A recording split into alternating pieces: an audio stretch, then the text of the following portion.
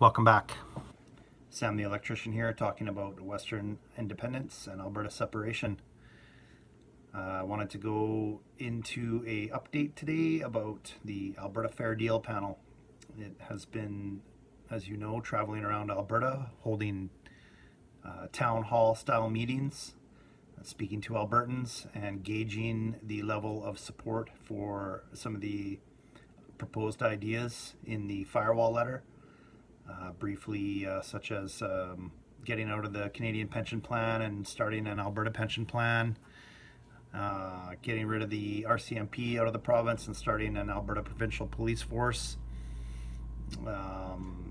appointing a chief firearms officer for Alberta, and other ideas. I'm not going to go into them all. They're in other video that I've made.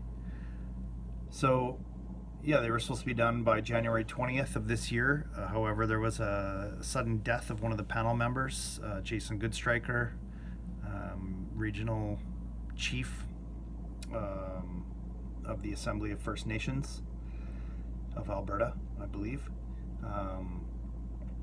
So unfortunately, he died, and condolences to his family and loved ones.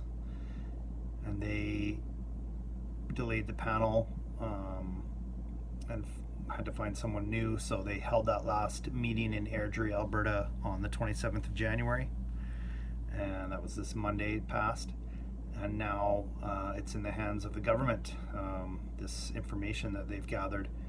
They also sent out a internet survey to UCP members. I got one from the UCP email site. They emailed one out, and it basically asked about each of the measures and if I support it and which one would be the most important. So that was great.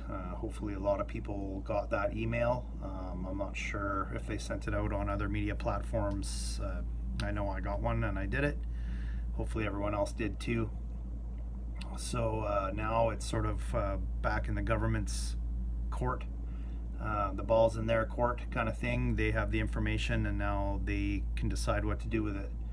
They have promised or said that if there's enough support for these ideas, then they will move forward and hold a referendum on every one, all of them, some of them, none of them, of these ideas, which is very politically astute of Mr. Kenney, I must say.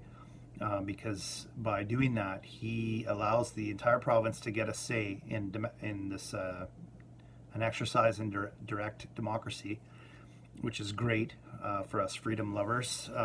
We each get our say, one voice, one say, and then all the blame when and if there is no support for some of these measures are taken off his shoulders and put on the electorate, or the people who show up to vote anyway.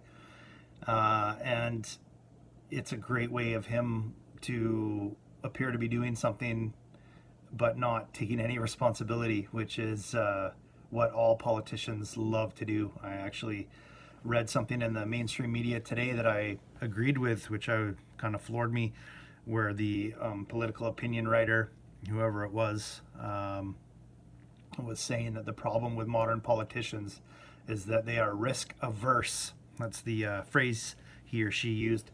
And they don't want to do anything that would show any kind of blame or negative light on themselves or their party.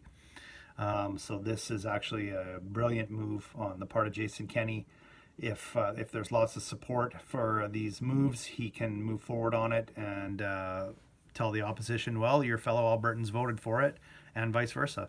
If there's not enough people who want to move forward on these ideas, he can say, well, look, there just wasn't the support. How can I hold a referendum? Or the referendum said that there's only 20 or 15% of you that want this.